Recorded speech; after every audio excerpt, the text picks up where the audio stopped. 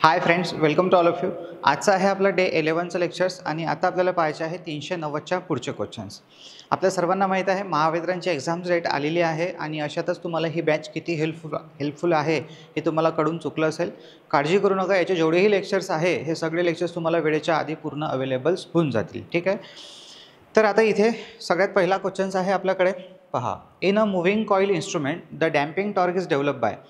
Moving coil इन्स्ट्रुमेंटमध्ये damping torque जो आहे तो कशामार्फत डेव्हलप केला जातो. डॅम्पिंग टॉर्क म्हटलेला आहे. 3 टाईपचे टॉर्क असतात. एक असतो आपला डिफ्लेक्टिंग टॉर्क, कंट्रोलिंग टॉर्क आणि डॅम्पिंग टॉर्क. तर डॅम्पिंग टॉर्क जो आहे तो स्केलला म्हणजे आपल्या पॉइंटरला स्केलवर स्टेबल करण्याचं काम, लवकरात लवकर स्टेबल करण्याचं काम करतो आहे. तर जे आपले मूव्हिंग कॉईल इन्स्ट्रुमेंट आहे म्हणजेच PMMC इन्स्ट्रुमेंट, त्याच्यामध्ये कशामार्फत डॅम्पिंग टॉर्क तयार केला जातो.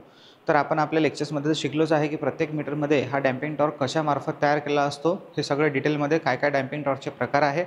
तर आता हे तुम्हाला डायरेक्टली हा चॅप्टर जो आहे पूर्ण इन्स्ट्रुमेंट हा पूर्ण थेरॉटिकल चॅप्टर आहे. त्याच्यामध्ये तुम्हाला सगळ्या गोष्टी ह्या पाठ पाहिजे किंवा लक्षात पाहिजे त्याचं कन्स्ट्रक्शन कसं आहे. तर तुम्ही पटकन त्याचं उत्तर सांगू शकता. याच्यात काही मोठं रॉकेट सायन्स नाही ना, कोणता कन्सेप्ट आहे. जसं आर्मेचर रिॲक्शन असेल आणि मग फ्लक्स कमी झालं तर काय होईल आणि असं झालं तर काय होईल. डायरेक्ट काय आहे काय नाही आहे बस उत्तर माहीत असेल तर देऊ शकतो आपण, नाहीतर मग आपण दिवसभर त्या ऑप्शनला पाहत राहिलो तर आपल्याला त्याचा आन्सर येणार नाही. त्याच्यामुळे चांगली तऱ्हेने त्याच्यावर प्रॅक्टिस करा. तर इथे जे आहे air friction, eddy current, gravity friction, fluid friction, तर त्याचं राईट आन्सर आहे eddy current. Eddy current damping जे आहे ते आपण मूव्हिंग कॉईल इन्स्ट्रुमेंटमध्ये करत असतो. देन पुढे म्हटलेलं आहे 392, moving coil type instrument are use on.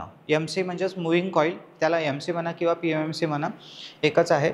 तर MC टाईप इन्स्ट्रुमेंट आर यूजन. तर मग माहीत आहे आपल्याला. पहा, इथे जेवढे क्वेश्चन सिलेक्ट केलेले आहे मी पूर्ण बेसिक मीडियम लेवलचे आणि इम्पॉर्टंट क्वेश्चन सिलेक्ट केलेले आहे की एवढी एक तर पहिली गोष्ट की एवढी बेसिक इन्फॉर्मेशन तुम्हाला माहीत असलीच पाहिजे.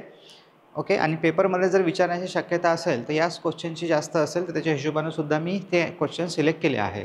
आता जे हुशार विद्यार्थी असतात, हुशार विद्यार्थी ओके, जे रिव्हिजन चांगली करतात त्यांना ह्या क्वेश्चन्स फार सोपे वाटतात.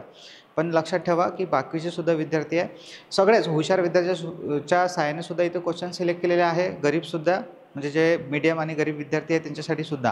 कारण की एवढी इन्फॉर्मेशन जर तुम्हाला माहीत नसेल तर पुढे अजून जास्त गोष्टी माहीत करून घेण्यामध्ये फायदा नाही आहे. पहिले ह्याच माहीत करून घ्या, मग देन पुढे जा. कारण की ह्या सगळ्या महत्त्वाच्या आहे. आपल्याला जर पेपरमध्ये विचारलं की मूव्हिंग कॉईल इन्स्ट्रुमेंट कुठे यूज करतात किंवा मूव्हिंग आयरन कुठे यूज करतात किंवा काय डिफ्लेक्टिंग टॉर्क आहे किंवा स्केल कशी असते, जेवढेही सुरुवातीचे जे 5-6 मीटर्स आहेत त्यातली जेवढीही डिटेलमधली इन्फॉर्मेशन आहे हीच जर माहीत नसेल तर मग आपल्याला खूप जास्त डीपमध्ये जाण्याची आवश्यकता नाही आहे. पहिले हे माहीत करून घेणं गरजेचं आहे. तर moving coil type instrument are use. तर हे जे मूव्हिंग कॉईल आहे हे फक्त आपण DC सप्लायवरच वर्क करतो. मूव्हिंग कॉईल कारण की ते DC मोटरच्या तत्वावर कार्य करते, तर फक्त DC सप्लायवरच. पण ते जर मूव्हिंग आयरन असेल तर ते AC आणि DC दोन्हीही सप्लायवर कार्य करते. तर नेक्स्ट क्वेश्चन तसाच काही आहे. Moving iron, moving MI type instrument are use on. तर MI टाईप इन्स्ट्रुमेंट कुठे यूज करतात? AC आणि DC दोन्हीही सप्लायवर.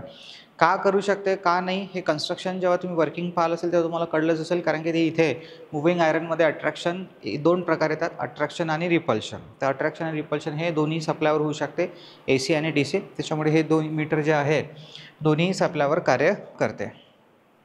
बारकाईने लक्ष ठेवा कोणतं मीटर कशावर कार्य करते. तर What is the purpose of providing a mirror behind the pointer in a measuring instrument? तुम्ही पाहिलं असेल की जे जुने मीटर आहेत, ठीक आहे, तर त्या जुन्या मीटरमध्ये तुम्ही एक त्या पॉइंटरच्या मागे पॉइंटरच्या खाली समजा, म्हणजे पॉइंटरचा वर असतो एक स्केल आणि त्या स्केलच्या वरतं खाली एक मिरर असतो, पट्टी एक मिररची. तर ती कशासाठी लावलेली असते असं त्यांनी इथं आपल्याला विचारलेलं आहे. Purpose of providing a mirror behind the pointer measuring instrument. तर ते जे मिरर आहे ते कशासाठी लावलं आहे की जेव्हा आपला पॉइंटर हा त्या स्केलवर जाणार तेव्हा त्या पॉइंटर जी सावली असेल, ठीक आहे, त्या मिररमध्ये जेव्हा पडेल तेव्हा ते आपल्याला रीडिंग घेण्यासाठी अचूक डेटा भेटेल. एका लाईनमध्ये दिसेल आपल्याला. जर आपण सरळ उभ्या लाईननं पाहत असू तर, आपण जर सरळ क्रॉसमध्ये पाहिलं आणि इकडून म्हणजे लेफ्ट साईडनं पाहिलं, राईट साईडनं पाहिलं तर आपल्याला चुकीची रीडिंग घेऊ शकतो आपण. चुकीचं रीडिंग आपल्याला मिळू शकते, चुकीचं रीडिंग आपण रीड करू शकतो. म्हणून जर मिरर असेल तर एक्झॅक्ट रीडिंग घेण्यास काय होईल, आपल्याला मदत होईल. The scale is illuminated through the mirror. म्हणजे इल्युमिनेटेड म्हणजे जे स्केल आहे ते त्या मिरर थ्रू इल्युमिनेट केलेली असते, प्रकाशित केलेली असते. तर चुकीचं आहे. To observe that the pointer is bend or not. म्हणजे पॉइंटर हा बेंड आहे किंवा नाही आहे हे ओळखण्यासाठी, तर तेही सुद्धा चुकीचं आहे. तिसरं ऑप्शन म्हणते आहे being a semi transparent a mirror help in the study of the inner construction of the instrument, म्हणजे मिरर जो आहे तो त्या मीटरच्या अंदरचं कन्स्ट्रक्शन ओळखण्यासाठी हेल्प करतो, ते सुद्धा चुकीचं आहे. त्यासाठी आपण मीटरचं झाकण खोलूनच मीटरला ब्लॅक प्लेट जे काही असेल ते खोलूनच आपण मीटरचं कन्स्ट्रक्शन चेक करू शकतो, असं काचातून पाहून नाही की त्याला जो मिरर लावलेला आहे आणि तो ट्रान्सपरंट नसतो मिरर. देन दिलेला आहे सेमी ट्रान्सपरंट म्हटलेलं आहे यांनी. To make the reading free from an error by removing parallax between the pointer and its image, म्हणजे तेच पॅरलॅक्स आहे, म्हणजे जेव्हा पॉइंटर आणि त्याची सावली जेव्हा एकामेकाच्या लेवलला येतील तेव्हा आपल्याला अचूक रीडिंग भेटेल, आणि अचूक रीडिंग भेटले तर इरर जे आहे ते मिनिमाइज होऊन जाणार, रिमूव्ह होऊन जाणार. तर ऑप्शन नंबर डी जे आहे ते राईट आहे.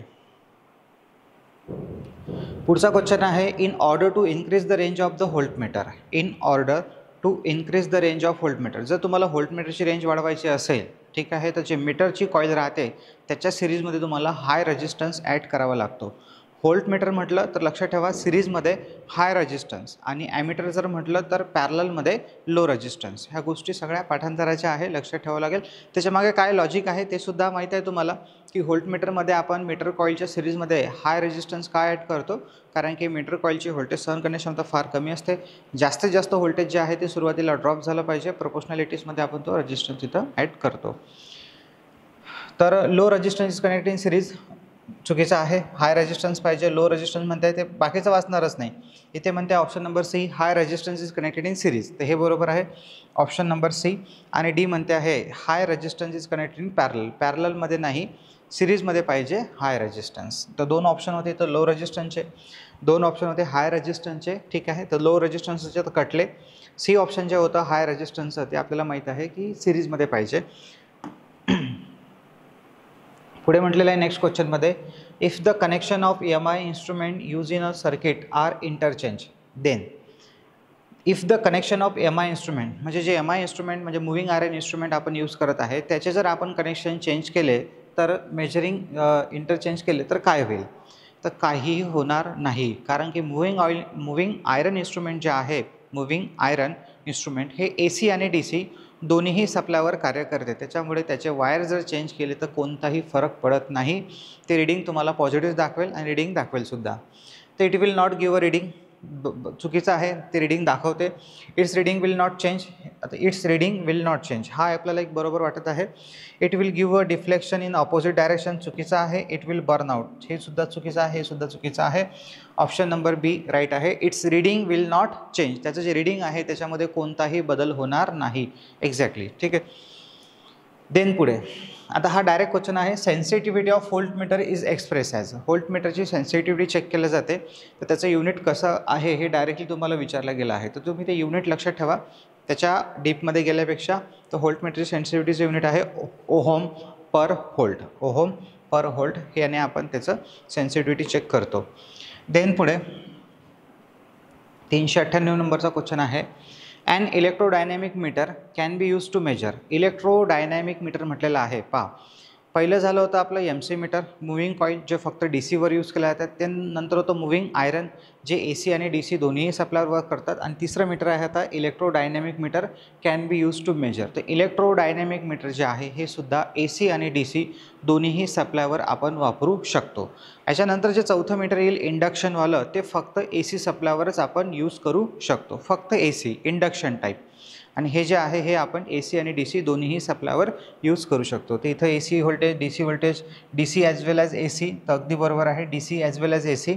आणि नेक्स्ट क्वेश्चन म्हणते आहे DC voltage but for AC voltage rectification is necessary. तर चुकीचं आहे, ACसाठी कोणत्याही रेक्टिफिकेशनची गरज नसते. नेक्स्ट क्वेश्चन वाचा आणि उत्तर काढा. थोडंसं घोटभर पाणी पितो आहे.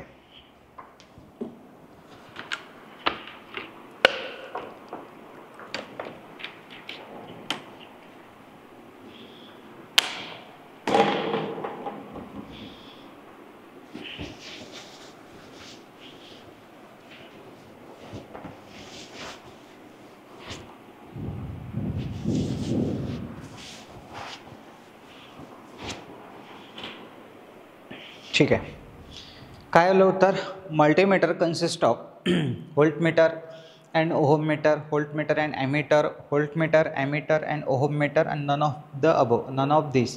आता माहीत आहे आपल्याला की मल्टीमीटर जर तुम्ही कधी पाहिलं असेल तर त्याच्यात तुम्हाला व्होल्टेज पण दिसते, म्हणजे करंट पण दिसतो, आणि तुम्ही त्या डिजिटल असेल किंवा मग अजून काही असेल मल्टीमीटर म्हणजे त्याचं स्केल म्हणत आहे. एक मल्टीमीटर त्याचं पॉइंटरवाला सुद्धा येतं, आणि आता जे डिजिटल मीटर असतात त्याच्यामध्ये सगळ्यांमध्ये डिजिटल डिस्प्लेस असतो, म्हणजे म्हणून आपण त्याला डिजिटल मल्टीमीटरच म्हणतो. तर त्याच्यामध्ये सुद्धा किंवा मागचं जे असेल त्याच्यामध्ये सुद्धा आपण रेजिस्टन्ससुद्धा मेजर करू शकतो. तर याचं राईट आन्सर आहे option number C, voltmeter, ammeter आणि ओहममीटर या सगळ्यांचं कॉम्बिनेशन आहे आपलं मल्टीमीटर, कारण त्याचं नावच आहे. मल्टिपल क्वांटिटी जे आहे ते आपण त्याच्यामध्ये मोजू शकतो, म्हणून मल्टीमीटर. पुढचा क्वेश्चन आहे, which material is use for a shunt and multiplier.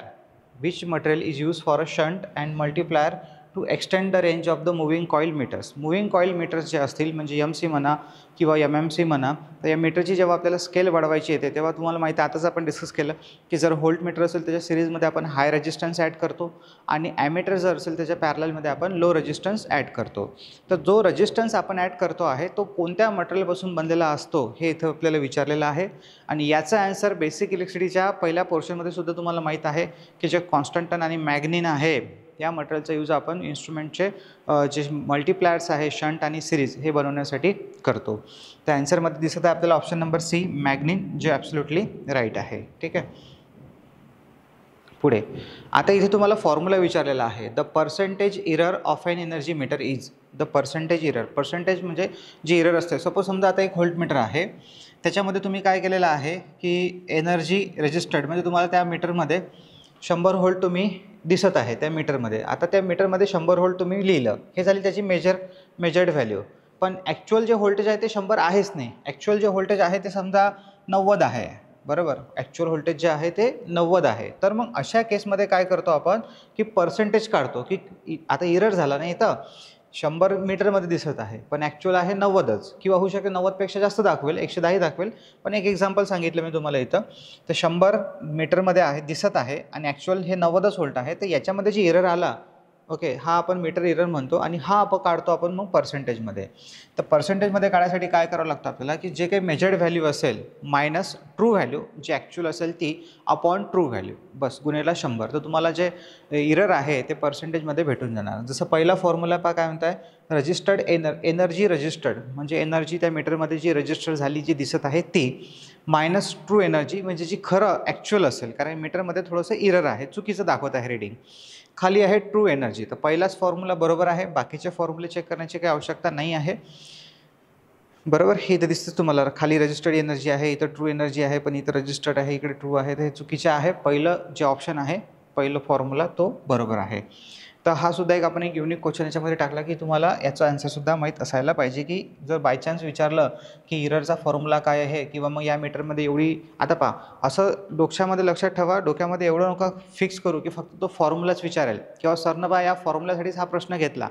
हा प्रश्न तुम्हाला 2 प्रकारचे सुद्धा उत्तरं देतात, की तुम्हाला अजून जर बाय चान्स पेपरमध्ये क्वेश्चन्स आला आणि म्हटलं की मीटरमध्ये 100 व्होल्टचं रीडिंग दिसत आहे, मेजर्ड व्हॅल्यू 100 आहे पण ॲक्च्युअल व्हॅल्यू ही 90 आहे, तर त्या मीटरचं पर्सेंटेज इरर किती आहे. तर तुम्हाला पर्सेंटेज इररसुद्धा काढता आले पाहिजे, कारण की तुम्हाला पर्सेंटेज इररचा फॉर्म्युला समोर दिसूनही राहिला आणि तुम्ही तो लक्षातसुद्धा ठेवणार. Measured value upon true value, true value म्हणा किंवा ट्रू एनर्जी म्हणा, काही प्रॉब्लेम नाही. इथे एनर्जी म्हटलं काही हरकत नाही, याला registered value, true value upon true value चालते. ठीक आहे. देन पुढे कंट्रोलिंग फोर्स ऑलवेज ॲक्ट. तर आपल्याला माहीत आहे की जो डिफ्लेक्टिंग टॉर्क आहे तो काट्याला पुढे नेतो, पण काटा एकदम मागं जाऊन अटकला नाही पाहिजे, या मागं जाऊन लॉक होऊन, म्हणजे मागं जाऊन अजून पुढे समोर नाही आला पाहिजे. कंट्रोलिंग टॉर्क हा काय करतो, डिफ्लेक्टिंग टॉर्कला अपोज करत राहतो. जसं डिफ्लेक्टिंग टॉर्क पॉइंटरला समोर नेतो, तो कंट्रोलिंग टॉर्क हा त्याला एकदम समोर नाही गेला पाहिजे म्हणून कंटिन्युअसली अपोज करत राहतो, की रीडिंगवर जाऊन तो लवकरात लवकर स्टेबल झाला पाहिजे. एक्झॅक्ट अजून जास्त स्टेबल होण्यासाठी त्याला आपण डॅम्पिंग टॉर्कसुद्धा लावतो. पण कंट्रोलिंग टॉर्क हा कंट्रोल करतो त्याच्या डिफ्लेक्टिंग टॉर्कला, म्हणजे अपोज करत असतो. दुसरी गोष्ट की जेव्हा मीटरला आपण सप्लायपासून डिस्कनेक्ट करणार तेव्हा त्या पॉइंटरला शून्यावर आणण्याचं काम जे आहे ते सुद्धा कंट्रोलिंग टॉर्क करत असतो. तर इथं त्यांनी तेच विचारलेलं आहे की कंट्रोलिंग टॉर्क म्हणा किंवा कंट्रोलिंग फोर्स म्हणा, एकच गोष्ट झाली. तर कंट्रोलिंग फोर्स ऑलवेज ॲक्ट रिकामी जागा, opposite to the deflection force अगदी बरोबर आहे. Same direction of deflection force option number B चुकीचा आहे. Not to allow to move म्हणजे not to allow to move म्हणजे हा फिरू देत नाही पॉइंटरला. And to keep the pointer in the same place, पॉइंटरला सेम जागेवर ठेवतो, त्याच जागेवर ठेवतो. सगळे ऑप्शन चुकीचे आहेत. ऑप्शन नंबर ए जे आहे ते राईट आहे. Opposite to the deflection force, deflection फोर्सचा जो आहे तो अपोजिट असतो. नेक्स्ट क्वेश्चन इथं आहे the material use for a spring control in instrument. पहा खूप बेसिक क्वेश्चन्स आहे पण महत्त्वाचे आहे की जर तुम्हाला याच प्रश्नाचे उत्तरं माहीत नसले, जर तुम्हाला या प्रश्नाचे उत्तरं माहीत असेल तर तुम्ही पुढे आहे, लक्ष ठेवा. The material use for a spring control आणि हे सुद्धा तुम्हाला इलेक्ट्रिकल मटेरियलमध्ये झालं आहे की फॉस्फरस ब्रॉन्झ जो आहे याचा उपयोग आपण जे कॉम्प्युटर सेगमेंट्स असतील किंवा मग स्प्रिंग वगैरे असेल याच्यासाठी आपण करतो. नेक्स्ट क्वेश्चन आहे the material use for a shunt resistor for the extension range of the ammeter is. आता इथं एक्सटेन्शन रेंज ऑफ ॲमीटर म्हटलं तर ते एक्सटेन्शन रेंज ऑफ ॲमीटर असो किंवा व्होल्टमीटर असो कशाचा यूज केला जातो, मॅग्नीनचा. आता हा एक क्वेश्चन रिपीट झालेला आहे याच्यामध्ये. देन पुढे which one is application of current transformer. पहा आता इथे करंट ट्रान्सफॉर्मरचं अप्लिकेशन तुम्हाला विचारलेलं आहे. पहिलं ऑप्शन म्हणते आहे ऑटो ट्रान्सफॉर्मर, तर चुकीचं आहे. ऑटो ट्रान्सफॉर्मरमध्ये तर काही लॉजिकच नाही लागत करंट ट्रान्सफॉर्मरचं. टॉंग टेस्टर जे बरोबर आहे, माहीत असेल तुम्हाला की टॉंग टेस्टर मध्ये जे आहे ते करंट ट्रान्सफॉर्मरचा यूज केला जातो करंट मोजण्यासाठी डायरेक्ट. देन पुढे आहे अर्थ लिकेज सर्किट ब्रेकर पहा, आणि देन आहे व्हॅरिक. तर व्हॅरिक नाही आहे, व्हॅरिक म्हणजेच ऑटो ट्रान्सफॉर्मर. ऑप्शन नंबर बी आणि सी मध्ये मुलं काही कन्फ्यूज होतात. याचं जे राईट आन्सर आहे ते ऑप्शन बीच बरोबर आहे, टॉंग टेस्टर. पण सी मध्ये कन्फ्यूज होण्याचं कारण काय, किंवा तुम्ही गुगल जर केलं तर तुम्हाला याचं आन्सर हे सुद्धा दिसेल, अर्थ लिकेज सर्किट ब्रेकर. तर लक्षात ठेवा अर्थ लिकेज सर्किट ब्रेकर जो आहे तो रेसिड्युअल करंटच्या तत्वावर काम करते. त्याच्यामध्ये एक सॉलिनॉइड कॉईल असते, त्याच्यातही सिटीसारखंच फंक्शन असते, पण एक्झॅक्ट ॲप्लिकेशन आपण ते दाखवू म्हणजे तसं आहे सिटीसारखंच आहे, पण आपण इथे जे दिलेले ऑप्शन्स आहे त्याच्यामध्ये टॉंग टेस्टर हे त्याचं बेस्ट एक्झाम्पल आहे म्हणून त्याला प्रायोरिटी आहे. आणि आयोगाने सुद्धा उत्तर टॉंग टेस्टर दिलेलं आहे. तुम्हाला सुद्धा टॉंग टेस्टरच लक्षात ठेवायचं आहे, प्रायोरिटी तुम्हाला हे द्यायची आहे. जर ऑप्शनमध्ये टॉंग टेस्टर वगैरे नसतं तर मग ELCBला आपण प्रायोरिटी दिली असती. पुढचा क्वेश्चन आहे 406 नंबरचा. In energy meter the rotary disc is made up of. Energy मीटरमध्ये जी रोटरी डिस्क राहते, जी डिस्क फिरते रोटरी डिस्क, ती कशापासून बनलेली असते. पहा मला वाटते लास्ट लेक्चरलाच आपलं क्रिम्पिंग इफेक्ट जो आहे तो कमी करण्यासाठी डिस्कवर होल केले जातात हे सांगितलं होतं. मे बी मी तेव्हा सांगितलं असेल किंवा आता सांगतो आहे की जी डिस्क असते एनर्जी मीटरची, तुम्हाला तर माहीतच असेल जे रिपीटर्स विद्यार्थी आहे किंवा जे सतत अभ्यास करत आहे, जे एकदमच नवीन आहे त्यांना माहीत नाही आहे की जे मीटरमध्ये डिस्क यायची, आधी जे मीटर यायचे होते एनर्जी मीटर, ती डिस्क राहायची ॲल्युमिनियमची. तर आन्सर आहे त्याचा ॲल्युमिनियमपासून बनलेली असते. ठीक आहे. In an energy meter speed of the aluminium disc is adjusted using. जे डिस्कची स्पीड राहते ती कशामार्फत ॲडजस्ट केली जाते. पहा मला तर माहितीच आहे की त्याच्यामध्ये जो, पण तरी आपण एकदा ऑप्शन वाचू मग उत्तर सांगू. तर कॉपर शेडिंग बँड, लक्षात ठेवा तुम्ही उत्तर आणा, कारण मी जर तुम्हाला डायरेक्ट उत्तर सांगून दिलं तर तुम्ही तेवढा विचारच करणार नाही. तर copper shading band, series magnet, shunt magnet, brake magnet. तर उत्तर तुमच्या डोक्यामध्ये आलं असेलच. याचं राईट आन्सर आहे ब्रेक मॅग्नेट. जर तुम्हाला एनर्जी मीटरची स्पीड ॲडजस्ट करायची असेल तर तो ब्रेक मॅग्नेट जो आहे त्याची पोझिशन ॲडजस्ट करावी लागते, त्याच्यानुसार डिस्कची पोझिशन जी आहे ती ॲडजस्ट होते. देन पुढे in an energy meter braking torque is proportional to. जो एनर्जी मीटर आहे त्याच्यामध्ये जो ब्रेकिंग टॉर्क आहे तो कशाच्या प्रोपोर्शनल असतो. पहिले आपण ऑप्शनच वाचत जाऊ. Speed of the rotating disc, strength of the permanent magnet, position of the permanent magnet and none of this. इथे सुद्धा मुलं कन्फ्यूज होतात. याचा आन्सर काही जण जे अभ्यास करतात आणि चुकीचा थोडंसं कन्फ्युजन करून घेतात ते उत्तर हे सुद्धा सांगतात सी.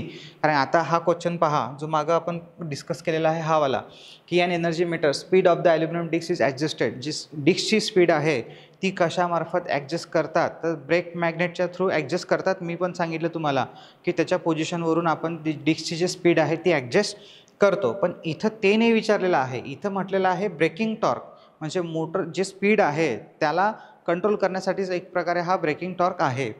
तर in an energy meter braking torque is proportional to. तर हा जो ब्रेकिंग टॉर्क आहे म्हणजेच तुम्ही त्याला कंट्रोलिंग टॉर्क म्हणा, हा कशाच्या प्रोपोर्शनल आहे, तर हा आहे त्या स्पीडच्या प्रोपोर्शनल. जेवढी जास्त स्पीड तेवढा कंट्रोलिंग टॉर्कसुद्धा त्याला जास्त लागेल, म्हणजे ब्रेकिंग टॉर्कसुद्धा जास्त लागेल ऑटोमॅटिकली. हे एक लक्ष असू द्या. तर इथं speed of the rotating disc असं त्याचं राईट आन्सर आहे, ए नंबर. पुढचा क्वेश्चन आहे अ 3 फेज एनर्जी मीटर हॅज. आता याचं उत्तर चुकीचं दिलेलं आहे पुस्तकामध्ये, तर बरोबर करून घे जा. तुम्ही पुस्तक वाचतच नाही आहे तर काही हरकतच नाही आहे, पण तरी लक्ष ठेवा, जर हा क्वेश्चन तुम्ही याच्या आधी वाचला असेल आणि तुम्हाला जर त्याचं ते उत्तर माहीत असेल तर चुकीचं आहे.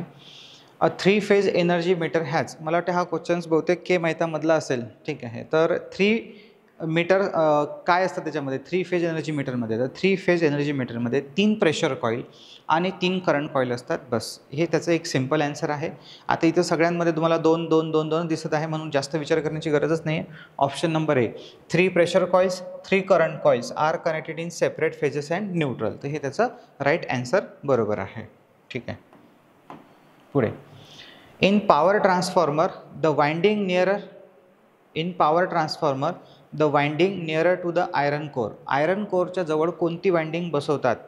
तर प्रायमरी सेकंडरी आपल्याला सांगायचं नाही आहे, हाय व्होल्टेज किंवा लो व्होल्टेज हे त्याचं ॲन्सर असते. तर इथे त्याचं राईट ॲन्सर जे आहे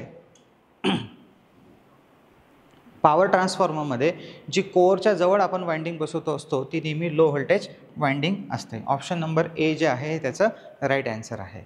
नेक्स्ट क्वेश्चनकडे जाऊ आपण.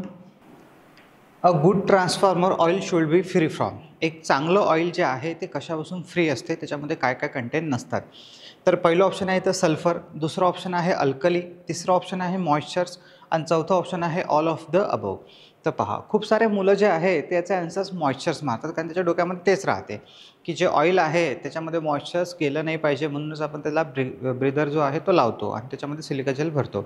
पण मित्रांनो, मॉइश्चर तर आहेच, पण इथं अल्कली आणि सल्फर हे सुद्धा आहे. त्याच्यामुळे राईट आन्सर आहे option number D, not C. सीला पाहून खूप सारे मुलं कन्फ्यूज होतात, त्याच्यामुळे हा एक कन्फ्युजिंग क्वेश्चन्स आहे. आला चुकीनंही पेपरमध्ये आला आणि जर तुम्ही त्याचा आन्सर एक जरी बरोबर केलं ना तर फिटले पैसे, बरोबर. तर इथे सल्फर, अल्कली आणि मॉइश्चर, तर याच्यापैकी राईट आन्सर आहे all of the above. Next question, what is the formula to determine the transformation ratio. आता हा सुद्धा एक कन्फ्युजिंग क्वेश्चन आहे की ट्रान्सफॉर्मेशन रेशो जो आहे तो कशावरून काढला जातात. तर तुम्हाला माहीत असेल की आपणही तुम्हाला सांगितलं होतं रेग्युलर बॅचमध्ये की V1/V2 यानेही काढू शकतो, V2/V1 यानेही काढू शकतो. पण जेव्हा आपल्याला प्रायोरिटी द्यायची असेल तेव्हा आपण सेकंडरी अपॉन प्रायमरी यालाच द्यायची, प्रायोरिटी द्यायची असेल तर. म्हणून इथे राईट ऑप्शन जे आहे N2/N1 V2, पण हे चुकीचं आहे. व्होल्टेज आणि करंट जे आहे ते एकमेकाच्या प्रोपोर्शनल असतात. इथं सगळं पहा, N2 बरोबर आहे, खाली N1 बरोबर आहे, E2 बरोबर आहे, खाली E1 बरोबर, पण हे करंट चुकलं. त्याच्यामुळे करंट आपल्याला जर इथं 2 असेल तर 1 पाहिजे करंट आणि खाली 2 पाहिजे. इथं 1 आहे, हे चुकलं. त्याच्यानंतर इथं 2 आहे, इथं 2 आहे, इथे 2 आहे, हे चुकलं. ऑप्शन नंबर डी पहा काय म्हणते आहे, N2/N1, E2/E1 आणि I1/I2. तर हे राईट बरोबर आहे एक्झॅक्टली, कारण की जे टर्न्स असतात, करंट असते किंवा व्होल्टेज आणि करंट असते हे एकमेकाच्या अपोजिट असते, त्याच्यामुळे हे इन्व्हर्सली प्रोपोर्शनल आहे. तर राईट आन्सर आहे याचा ऑप्शन नंबर डी. कोणाला इन्व्हर्सली प्रोपोर्शनल डायरेक्टली समजलं नसेल तर तो ऑप्शन समजणार नाही कसा काय हा I1 आणि I2 आहे. तर त्याच्यामुळे थोडंसं तुम्हाला तो कुठेतरी तो कन्सेप्ट बॅच लावली असेल तर बॅचमध्ये कंप्लीट करून घ्यायचा कवर, आणि नसेल तर मग थेरीमध्ये वाचून घ्यायचा. पण समप्रमाण व्यस्त प्रमाण आपल्या प्रत्येकाला माहीत असलं पाहिजे. पुढचा क्वेश्चन आहे the colour of a silica gel in a day condition is. Day कंडिशनला सिलिका जेलचा कलर कसा असतो. आता डे कंडिशनला म्हणजे डेला वेगळा आणि रात्री वेगळा असतो का, नाही. हा जो शब्द आहे ना मित्रांनो, हा आपल्याला फक्त फिरवण्यासाठी, कन्फ्यूज करण्यासाठी, डोक्यामध्ये एक विचार जास्त आणण्यासाठी टाकलेला आहे, इन अ डे कंडिशन. तसंही जर पाहिलं तर फक्त लॉजिक त्याचं एवढंच आहे की दिवसा दिसेल तो कलर तुम्हाला, रात्री कोणता पांढरा आणि कोणता निळा ते तर रात्री ओळखूच येणार नाही, जर खूप अंधार असेल तर, बरोबर. लाईट वगैरे लावलं ठीक आहे, ओळखू येईल. म्हणून त्यांनी तिथं म्हटलेलं आहे की डे कंडिशन. बाकी डेला वेगळा आणि रात्री वेगळा असं त्याचाच अर्थ तुम्ही काढू नका. तर colour of a silica gel सगळ्यात दुनियेला माहीत आहे, सिलिका जेलचा कलर जो आहे तो ब्ल्यू आहे, चांगला. आणि जर ऑप्शनमध्ये ब्ल्यू नसता तर मग आपण त्याचा कलर मार्क केला असता पिंक. ठीक आहे. पुढचा क्वेश्चन आहे total core loss is also called as a. Total core loss जे आहे ते कशाची बेरीज आहे. तर टोटल कोर लॉस मॅग्नेटिक लॉसची, eddy current loss, hysteresis loss, copper loss. पहा, कोर लॉस म्हणते तर कोर लॉसमध्ये कॉपर लॉस तर येत नाही, पहिलं ऑप्शन कटलं. दुसरी गोष्ट एडी करंट लॉस आणि हिस्टॅरिसिस लॉस या दोघांची बेरीज म्हणजे कोर लॉस, बरोबर. पण ते बी आणि सी ऑप्शन्स नाही दिलेलं आहे. मग आता हे ऑप्शन असून बरोबर नाही आहे, तर मग कोणतं ऑप्शन आहे? ए, मॅग्नेटिक लॉसेस. तसंही माहीत असलं पाहिजे तुम्हाला की core losses is also called as a magnetic loss or stray loss. आपण म्हणजे कोर लॉसेस जे आहे हे स्ट्रे लॉसमध्ये येतात आणि एक असतात व्हेरिएबल लॉस. तर व्हेरिएबल लॉसमध्ये कॉपर लॉस येतात. ठीक आहे. तर हे कोर लॉस म्हणजे मॅग्नेटिक लॉस लक्षात ठेवा, कारण की हे चुंबकीय फील्डमुळेच होऊन राहिलेलं आहे. कारण की चुंबकीय क्षेत्र कापलं गेलं कोरमध्ये, म्हणून मग कोरकडून समजा चुंबकीय क्षेत्र कापलं गेलं म्हणून कोरमध्ये एडी करंट तयार झाला म्हणून एडी करंट पॉवर लॉस झाला. चुंबकीय क्षेत्राची अदलाबदल झाली म्हणून हिस्टेरेसिस लॉस झाला. म्हणून हे दोन्हीही याला आपण एक कंबाईनमध्ये म्हणू शकतो magnetic loss. The nominal ratio of current transformer is given by. आता हा नॉमिनल रेशो विचारलेला आपल्याला करंट ट्रान्सफॉर्मरचा. तर करंट ट्रान्सफॉर्मरचा नॉमिनल रेशो म्हणजे त्याचा सिटी रेशो. आता तुम्हाला माहिती असेल, जेव्हाही आपण शिकलो आहे थेरीमध्ये, तेव्हा काही ना काही रेशो लिहत आलो. जसं फॉर एक्झाम्पल आता तिथे लिहिला मी 25/5, तर 25 हॅज टू 5. तर इथे जो आहे हा 25 काय आहे? प्रायमरी करंट, आणि हा आहे सेकंडरी करंट. म्हणजे हा सिटीचा रेशो असतो. 25/5 म्हणा किंवा 100/5 या 100/20 असेल या 100/8 असेल, 6 असेल, असे काही वेगवेगळे रेशोज असतात अकॉर्डिंग टू अप्लिकेशन. तर इथे हा जो रेशो दिलेला असतो याच्यामध्ये जो पहिला नंबर असतो तो प्रायमरी करंट असतो आणि दुसरा असतो तो सेकंडरी करंट. त्याच्यामुळे आपल्याला ऑप्शन जे आहे ते शोधायचं आहे, ते तसं शोधायचं आहे. पहा, आता पहिलं ऑप्शन वाचू आपण. काय म्हणते आहे? Rated primary winding current. तर अगदी बरोबर आहे. प्रायमरी रेटेड करंट भागेला रेटेड सेकंडरी वाइंडिंग करंट. पहिलंच ऑप्शन बरोबर आहे. तरी एकदा पुढचे ऑप्शन्स पहा. Number of turns in primary winding to number of turns in secondary winding. टर्न्सवरून सिटी रेशो काढला जात नसते, हा चुकीचा आहे. सिटीसाठी तर काढल्या जात नाही, ऑर्डिनरी रेशोसाठी बरोबर आहे. Number of turns in secondary चुकीचा आहे. आता हे बाकीचे ऑप्शन काही चेक करायची गरज नाही. इथे म्हणते सेकंडरी वाइंडिंग करंट, तर इथे बरोबर असतो प्रायमरी वाइंडिंगचा करंट अपॉन सेकंडरी वाइंडिंगचा करंट रेटेडवाला. पुढे जाऊ आपण नेक्स्ट क्वेश्चनकडे.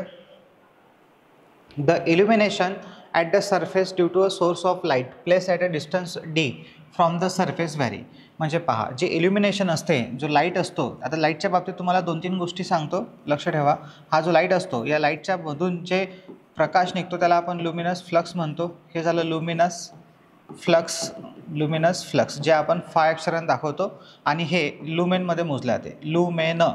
लुमेनचं तुम्ही लेमन लक्षात ठेवा, की बा जे प्रकाश आहे ते लेमन म्हणजे लुमेन असं काहीतरी. आणि जिथे हा पडतो सरफेसवर, ठीक आहे, हा सरफेस समजा, तर जे काही डिस्टन्स असेल याचं इथून इथं डी, त्या डिस्टन्सच्या वर्गाच्या व्यस्त प्रमाणात असते. जे काही प्रकाश इथं पडत आहे तो प्रकाश या लॅम्प जो सोर्स आहे आणि जो सरफेस आहे या दोघांमध्ये जे डिस्टन्स आहे त्या डिस्टन्सच्या वर्गाच्या व्यस्त प्रमाणात. तर ही गोष्ट बारकाईने लक्ष ठेवा. म्हणजे ऑप्शन नंबर ए जे आहे ते आपलं राईट आहे. कारण 1/d म्हणजे डिस्टन्स, आणि त्यातही डीचा वर्ग आहे आणि जो आपल्याला पाहिजे. डी नाही, फक्त डीचा वर्ग. खालचे जे 2 ऑप्शन आहे कॅपिटल डी, ते तसेच चुकलेले आहे. कारण की कॅपिटल डी आहे म्हणून चुकले नाही आहे, ते डायरेक्टली प्रोपोर्शनल दाखवत आहे म्हणून. ठीक आहे. तर पुढे next question. Energy radiated continuously in the form of light waves is called. जी लाईटपासून एनर्जी रेडिएट होते तिला काय म्हटलं जाते? तर सिम्पली आहे, जी एनर्जी लाईट रेडिएट होते तिला ल्युमिनस फ्लक्स असे म्हणतात कंटिन्युअसली. तर आता इथं ऑप्शन नंबर पहिलेच आपल्याला दिसत आहे ल्युमिनस फ्लक्स, तर राईट आन्सर आहे ल्युमिनस फ्लक्स. आणि त्याचं युनिट जे आहे ल्युमिनस फ्लक्सचं ते असते लुमेन. तर कन्फ्यूज व्हायची गरज नाही आहे. जे प्रकाश किरणं बाहेर येतात, जो लाईट बाहेर येतो त्याला म्हणतो आपण लुमिनस फ्लक्स. आणि ते मोजले कशामध्ये जातात? तर ते मोजले जातात लुमेनमध्ये.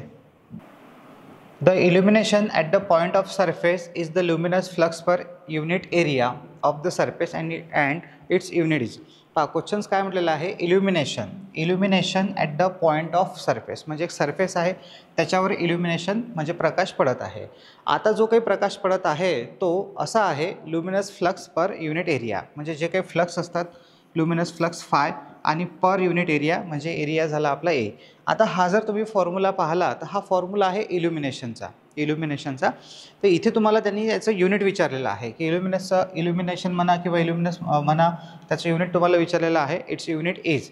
तर याचं युनिट तुम्ही सांगू शकता. पहा, आता हे जे आहे युनिट काय होणार? याचं युनिट, याचं सिम्बॉल आहे ई, इल्युमिनेशनचा ई. तिथे आय आहे पण इथे ई वापरल्या जातात. आणि देन इथे फ्लक्स कशामध्ये मोजतात? लुमेनमध्ये. आणि एरिया जो आहे तो मीटर स्क्वेअरमध्ये. तर युनिट आहे याचं लुमेन पर मीटर स्क्वेअर. तर आता ऑप्शन पहा, लुमेन पर स्क्वेअर मीटर दिसते का तुम्हाला? नाही. लुमेन दिसत आहे, फक्त लक्स दिसत आहे, कॅन्डेला दिसत आहे, वॅट दिसत आहे. पण आता जर तुम्ही एक गोष्ट लक्षात ठेवली की लुमेन पर मीटर स्क्वेअरलाच लक्स म्हणतात, जसं वेबर पर मीटर स्क्वेअरला टेस्ला म्हणतो आपण, ठीक आहे. आणि जसं 1 tesla is equal to 1 lumen 1 weber per metre square होते, तसंच इथं 1 lux is equal to 1 lumen per metre square होते. तर याचं युनिट जे आहे ते मॅट्रिक युनिटमध्ये आपण त्याला लक्स म्हणतो आणि त्याचं जे फॉर्म्युला बेस युनिट आहे ते आहे लुमेन पर मीटर स्क्वेअर. तर ऑप्शनमध्ये ए राईट आहे. लुमेन पर मीटर स्क्वेअर म्हणा किंवा लक्स म्हणा, हे युनिट आहे आपल्या या इल्युमिनेशनचं, ठीक आहे. ऑप्शन नंबर ए राईट आहे. पुढचा question, the metric unit of illumination, the metric unit of illuminance or illumination is. Illuminance म्हणा किंवा इल्युमिनेशन म्हणा एकच आहे, तर त्याचं आपल्याला मॅट्रिक युनिट विचारलेलं आहे, जे आता आपण डिस्कस केलेलं आहे. म्हणजे हा क्वेश्चन्स एकदा रिपीट झालेला आहे. तर आजच्या लेक्चरमध्ये असे 2 क्वेश्चन्स आहे जे तुमचे रिपीट झालेले आहे, ठीक आहे. तर ते थोडे चुकीने रिपीट झाले. देन पुढे जो आपण 1 lumen per square metre is same as, आता डिस्कस केलेलं आहे आपण, आठवत असेल तुम्हाला की 1 lumen per metre square is equal to 1 lux, ठीक आहे. जस्ट डिस्कस सांगितलं तुम्ही तुम्हाला. तर इथं ॲन्सर येणार 1 लक्स. महत्त्वाची कंडिशन आहे, पोरांना माहीत नाही राहत ते 1 कॅन्डलला सांगतात, 1 फूट कॅन्डल सांगतात, 1 लुमेन मीटर वगैरे काय काय नाही सांगतात. ज्यांना माहीत आहे त्यांना फार सोपं आहे, आणि ज्यांना अजूनही माहीत नाही त्यासाठी हा क्वेश्चन अजूनही कठीणच आहे. त्यांना अजूनही लक्षात ठेवावं लागेल की 1 lumen per metre square is 1 lux होते. पण हे लक्षात ठेवणं फार सोपं आहे. तुम्हाला जर माहीत असलं की हे दोघंही एकाच क्वांटिटीचे युनिट आहे, तुम्ही 1 पुट करून टाका तिथं फक्त, बस तुम्हाला ॲन्सर भेटून जाते. पुढे candela is the limit of, candela is the limit म्हटलेलं आहे. आता तर लिमिट नाही, इथे ॲक्च्युली युनिट पाहिजे होतं, ठीक आहे. मे बी होऊ शकते, एक तर टायपिंग मिस्टेक असेल, या पुस्तकातच काही असेल, असं काही जाणून बुजून असं शब्द टाकला असेल. तर कॅन्डेला इज द युनिट ऑफ, कॅन्डेला हे कशाचं युनिट आहे, म्हणजे कॅन्डेला हे कशाचं माप आहे, म्हणजे म्हणजे हे आहे मापक आहे, म्हणजे त्याचं युनिट आहे, ठीक आहे. तर ल्युमिनस फ्लक्स नाही, ल्युमिनस फ्लक्सचं लुमेन आहे. लुमिनस इंटेन्सिटी अगदी बरोबर आहे, लुमिनस इंटेन्सिटीचं युनिट आहे कॅन्डेला. आणि वेव्हलेंथ आणि नन ऑफ दिस, तर राईट आन्सर आहे लुमिनस इंटेन्सिटी. इंटेन्सिटी जे आहे ते आय अक्षराने दाखवले जाते आणि त्याचा फॉर्म्युला आहे फाय बाय स्टॅरेडियन. स्टॅरेडियनसाठी हा अँगल असतो, अँगलसाठी असा मोहचा सिम्बॉल, मोहचा सिम्बॉल यूज केला जातो, बरोबर. आणि आता इथे हे जे आहे याचं 2 युनिट येतात, एक तर लुमेन पर स्टॅरेडियन और याला दुसरं युनिट आहे कॅन्डेला, ठीक आहे. तर कॅन्डेला हे त्याचं एस आय युनिट आहे, म्हणून एस आय युनिट कोणाचं आहे तर लुमिनस इंटेन्सिटीचा आहे. हे सगळे कन्सेप्ट तुम्हाला इच अँड एव्हरी समजून सांगितलेले आहे. होप तुम्ही सगळे लक्षात ठेवले असेल आणि फार सोप्या वेनं समजून सांगितलेलं आहे. The unit of luminous flux is, luminous फ्लक्सचं युनिट काय आहे? लुमिनस फ्लक्स आता 2-3 वेळा डिस्कस केलेलं आहे आपण. तर राईट आन्सर आहे लुमेन. लुमिनस फ्लक्स ज्या आहे त्या लुमेनमध्ये मोजल्या जातात. Lumen per watt is unit of, सगळे महत्त्वाचे क्वेश्चन्स आहे. जेवढे मी आता कंटिन्युअसली इल्युमिनेशनवरचे काही क्वेश्चन सिलेक्ट केलेले आहे, सगळे महत्त्वाचे आणि बेसिक आणि मिडियम लेवलचे क्वेश्चन्स आहे. कारण की हे जर पेपरमध्ये आले आणि याचे जर आपल्याला आन्सर नाही आले तर काही अर्थ नाही आहे. मग ते HV, PM आणि हाय प्रेशर आणि लो प्रेशर आणि लॅम्पचे प्रकार आपण करून राहिलो आहे दुनियाभराचे, आणि त्याचे ते हे कलर्स आणि वगैरे वगैरे सगळ्या गोष्टी पाठ करू राहिलो आहे. त्याच्या पहिले जर ह्या बेसिक गोष्टी माहीत नसेल तर lumen per watt is the unit of, तो लुमेन पर वॅट जे आहे ते लॅम्प इफिशियन्सीचं म्हणजे लुमिनस इफिशियन्सीचं युनिट आहे. लुमिनस इफिशियन्सी, मला एकाच ऑप्शनमध्ये इफिशियन्सी दिसलं म्हणून डायरेक्ट मी त्याच्यावरच नजर मारली आणि तेच बरोबर आहे, लुमिनस इफिशियन्सी. पुढे the unit of solid angle is, आता जस्ट डिस्कस केलेलं आहे आपण की सॉलिड अँगलचं युनिट काय असते. सॉलिड अँगलचं युनिट आहे steradian. Steradian answer number option number C right आहे. Illumination is measured using the meter, जे इल्युमिनेशन आहे ते कोणत्या मीटरद्वारे मोजल्या जाते, असा क्वेश्चन्स आपल्याला यांनी इथे विचारलेला आहे. तर ज्याचं उत्तर आपल्याला माहीत असेलच, स्ट्रोबोस्कोप, फोटोमीटर, ॲमीटर आणि एनर्जी मीटर. तर त्याचं राईट आन्सर आहे फोटोमीटर. फोटोमीटरच्या सहाय्याने जे आहे ते आपण इल्युमिनेशनची लेवल जी आहे ती मोजू शकतो. तर राईट आन्सर आहे option number B. If the starter of glowing tube light is withdrawn, then the tube light. If the starter of glowing tubelight is withdrawn then the tubelight, म्हणजे जो एक ट्यूबलाईट आहे जो ग्लो करत आहे, चालू आहे, आणि त्या चालू कंडिशनचा ट्यूबलाईटचा स्टार्टर तुम्ही विथड्रॉ केलं म्हणजे काढून टाकलं तर काय होईल. तर तुम्हाला माहीत असेल तो ट्यूबलाईट चालूच राहतो, बंद पडत नाही. तुम्ही त्याचं स्टार्टर जरी काढून टाकलं तरीही जो ट्यूबलाईट राहते त्याच्यामार्फत सर्किट सप्लाय कंटिन्युअस होत राहतो, म्हणजे सर्किट कंप्लीट होतं आणि ट्यूबलाईट जी आहे ती आपली सतत चालू राहते. तर will become off, will continue to glow, तर बरोबर आहे will continue to glow. Filament will be damage, चुकीचं आहे. विल ग्लो इंटरमिडिएटली, अधूनमधून लागतो. तर त्याचं राईट आन्सर आहे option number B. The voltage required to operate a neon sign tube is depend upon. Voltage required to operate a neon sign tube, म्हणजे neon sign ट्यूबला जे ऑपरेट होण्यासाठी voltage लागते ते कशावर डिपेंड असते. तर दिलेले ऑप्शन्स आहे diameter of tube, gases in the tube, length of the tube आणि थिकनेस ऑफ द ट्यूब. तर पहा, जर याचं राईट आन्सर आहे ते पाहिलं ना आपण, तर कोणकोणते आन्सर्स बरोबर आहे. तर डायमीटरवर सुद्धा डिपेंड असते, त्याच्यामध्ये कोणता गॅस आहे त्याच्यावरही सुद्धा डिपेंड असते, आणि लेंथ ऑफ द ट्यूब त्याच्यावरही सुद्धा डिपेंड असते, थिकनेसवर नाही. पण इथे आता असं काही all of the two, all of the above किंवा असं काही ऑप्शन्स नाही आहे. त्याचं राईट आन्सर जेव्हा आपल्याला द्यायची वेळ येईल अशा वेळेस, तर मग तिथे तुम्हाला मेन प्रायोरिटी द्यावं लागेल लेंथला. तर लेंथ ऑफ द ट्यूब, लक्ष ठेवा, लेंथ ऑफ द ट्यूब हे तुम्हाला मार्क करायचं आहे, आणि राईट आन्सर राहते ऑप्शन नंबर सी. पुढचा क्वेश्चन आहे, sodium vapour lamp are particularly suitable for. Sodium vapour lamp जे आहे ते कुठे तुम्ही पाहिलं असेल, स्ट्रीट लाईटला आपण त्याचा यूज करतो, स्ट्रीट लाईट और रेल्वे ॲडला. तर ते कोणकोणत्या एरियाला सुटेबल आहे. तर दिलेले ऑप्शन्स बरोबर आहे, स्ट्रीट लाईटला, स्टोरेज ॲड म्हणजे रेल्वे ॲड असेल किंवा स्टोरेज ॲड असेल, फॉगी एरियाज म्हणजे जिथं फॉग आहे, समजा धुकं आहेत अशा ठिकाणी, तर ऑल द 3 स्टेट अबव. तर आन्सर आहे याचं right, all the above 3 state. हा क्वेश्चनसुद्धा घेण्याच्या, प्रत्येक क्वेश्चन घेण्याच्या मागे काही ना काही लॉजिक आहे, की जे विद्यार्थी चुकीचा आन्सर मार्क करू शकतात त्यांचं उत्तर बरोबर कसं आलं पाहिजे. खूप सारे विद्यार्थी याचं उत्तर फक्त एकच मारतील, स्ट्रीट लाईटिंग, जे चुकीचं आहे. स्ट्रीट लाईट नाही मार्क करायचं, 2सुद्धा बरोबर आहे. याचं राईट आन्सर आहे ऑप्शन नंबर डी. पुढचा क्वेश्चन आहे, in high pressure mercury lamp to vaporize all the mercury and vaporize all the mercury for the lamp to reach full brilliance is required. ठीक आहे, फुल brilliance म्हणजे फुल इल्युमिनेशन.